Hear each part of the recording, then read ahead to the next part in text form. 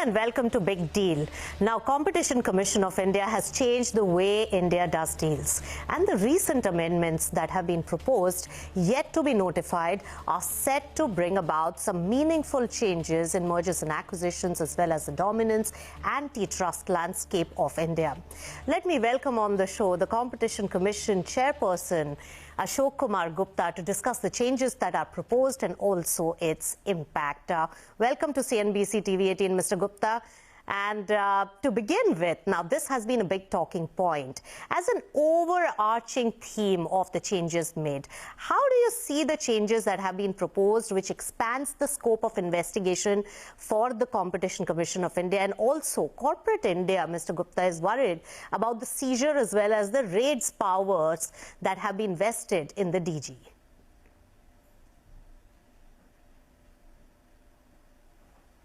See, first of all,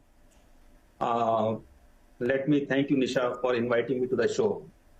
Good afternoon, everyone. Well, let me point out that the search and seizure powers were already available with the Director General. In the existing statutory architecture also, the Director General has been vested with the search and seizure powers, which is deriving from Companies Act. The bill now proposes to make that provision of the Competition Act as self-contained without reference to the Companies Act. I see no reason for any worry on this account. Let me also point out that search and seizure operations would be carried out only with the authorization of the Chief Metropolitan Magistrate, as is provided even now.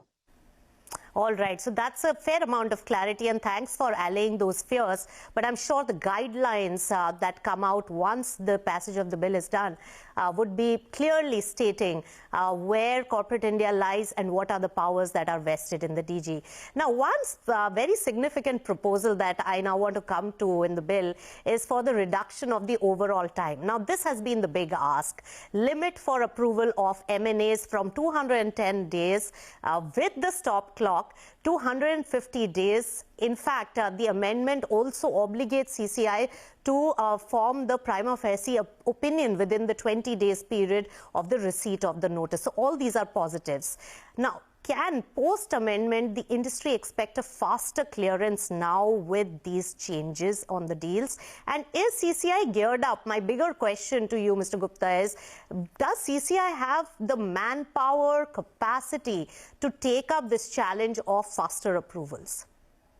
Okay, I think this is a very important question.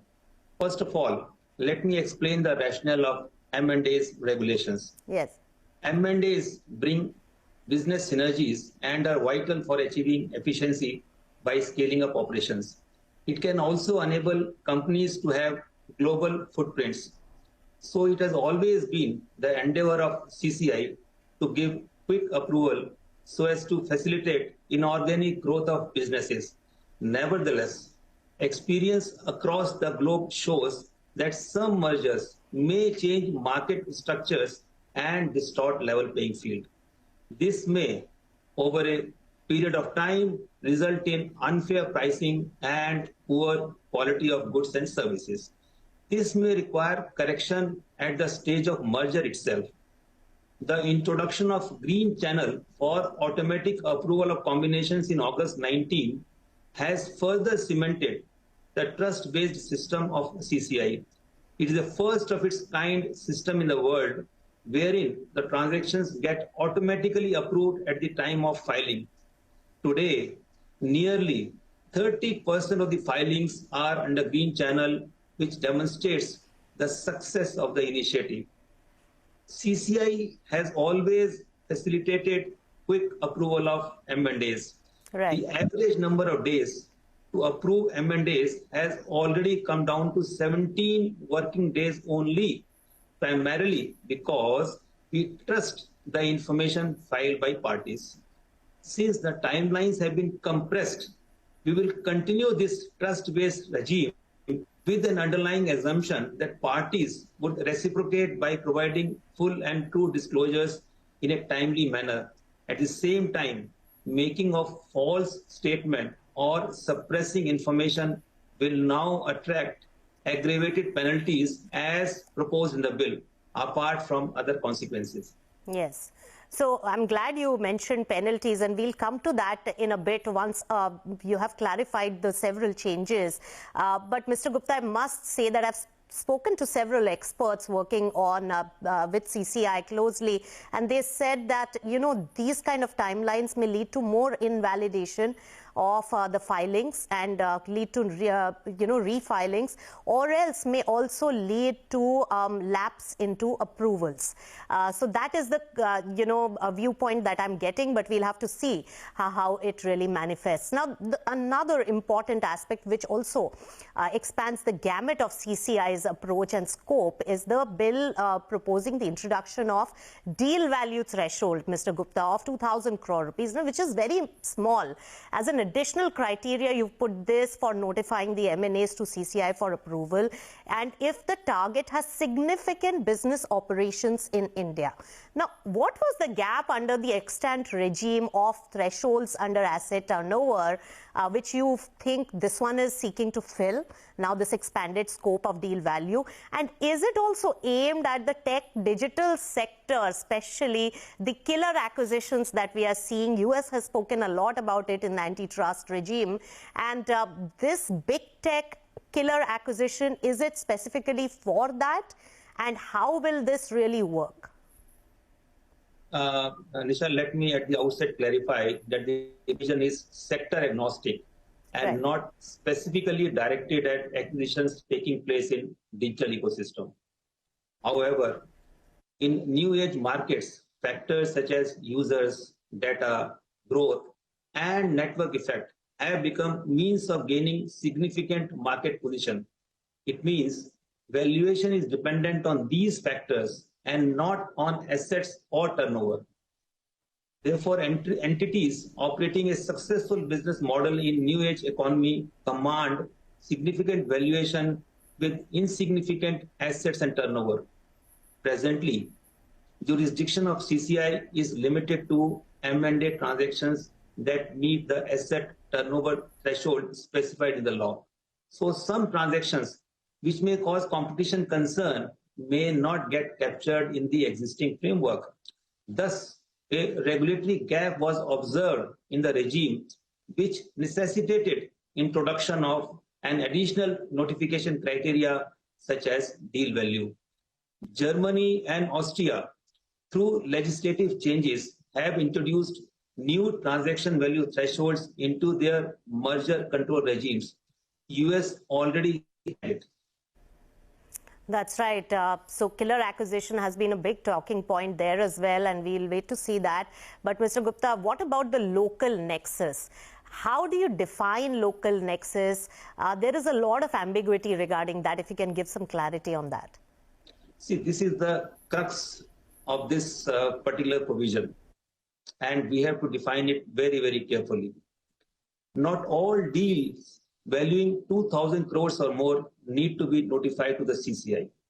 I think impression is that all the deals will be notified. No, all deals need not be notified which are about 2,000 crores.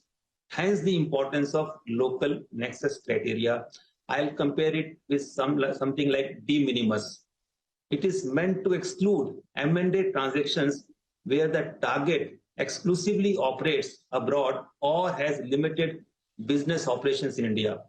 Since in new age markets, assets and turnover do not reflect correct market valuation of the target, which is dependent on the possession of intangibles such as data, network effect, users, source of supply, etc. Local nexus criteria for the purpose of the deal value threshold should also be based on factors that affect valuation of an entity in new age markets. These criteria would largely be based on market-facing factors such as number of users, number of contracts, aggregate amount of payment received, etc. And we have to work out regulations to define these parameters. Local nexus criteria would be provided through regulations framed by CCI. This is important as CCI will have to dynamically respond to changing market conditions. Why I am saying they should be defined by regulations, because we have also to be dynamically responding to the changing market conditions. It cannot be frozen in time. We are aware of what this criteria is. Therefore, CCI will deliberate on the issue in great detail, and only after wide-ranging public consultations with stakeholders such regulations will be formed up. We will provide certainty and predictability to stakeholders. So I think this should allay the concern of the industry. Right. So two important aspects that came out in the clarity given by you, Mr. Gupta. One of them is that not all deals with the threshold of 2,000 crores deal value will come under the gamut. You will come up with regulations on this particular front. And on the other hand, there will be technicalities which the experts will work on in terms of the criteria. So that's a fair bit of understanding coming out of what you said. Now, another aspect which is coming in as a very big relief for the industry in M&A is going to be the open market purchases. Now, time sensitive. Just now we saw one particular largest cement deal that is getting consummated right now. That was stuck for first CCI approval, then the open offer will take place, and the time sensitivity and the stock market volatility can impact the price dynamics. Now, had these changes come in earlier, it would have probably, allayed some of those concerns. So this is a very welcome change. But how will it work? Because if CCI approval wants material changes in remedy or does not approve or is after a very long period of time, how will this work? Because open market purchase has taken place even before CCI has approved it. See, I think this was a gap which now this bill is trying to plug. Presently, parties to M&As are required to notify CCI and wait for its approval for 210 days before consummating the transaction, whichever is earlier. In case of market purchases, now this is a different cup of tea altogether. In case of market purchases where prices are volatile, if a person is required to wait for approval of CCI, it may lose the opportunity to buy the shares at best prices. Further, if any information relating to an acquisition of shares of a listed company is made public, it may result into speculation in prices, and such a proposed acquisition may become unprofitable or unviable and thus may fail. Therefore, time taken for their competition assessment and approval may increase the cost of transactions. I think this is what we don't want. To address the above eventualities and in line with the international best practices, the proposed amendments seek to establish a special framework for market purchases. Under this framework, parties can conduct market purchases without prior notification and approval of CCI.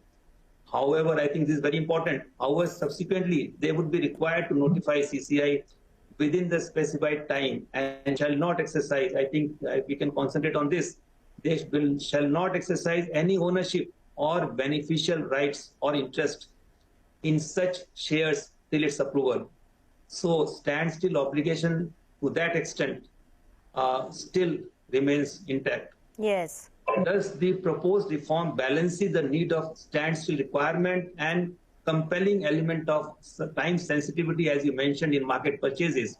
It's a major step towards ease of doing business. Yes. I see no reason for any regulatory uncertainty due to this reform. Since the merger control regime coming into operation, CCI has not blocked any transaction and has addressed M&As which were likely to cause appreciable adverse effect on competition through behavioral and structural remedies, of course, in a given situation. Now, again, of course, in a given situation where the deal is likely to distort market, decisions will be taken accordingly. Yes. So, I mean, so that question will still remain, but one big clarity you gave is that you cannot benefit from that transaction, nor is there an ownership. Yes. So my guess is an escrow account kind of a situation. Something of that sort, yes. Something of that sort will be created where you can put those shares and all, and once approval is given, then you can have the beneficial rights over them. Right. So this could be a path-breaking move and can ease a lot of M&A and deal transactions, Mr. Gupta, through the changes. But of course, we have to wait for the passage and the nod for this. But we'll slip into a short breather and we'll discuss more clarity on the competition amendments that have been proposed with the CCI chairperson. Stay tuned to Big Deal.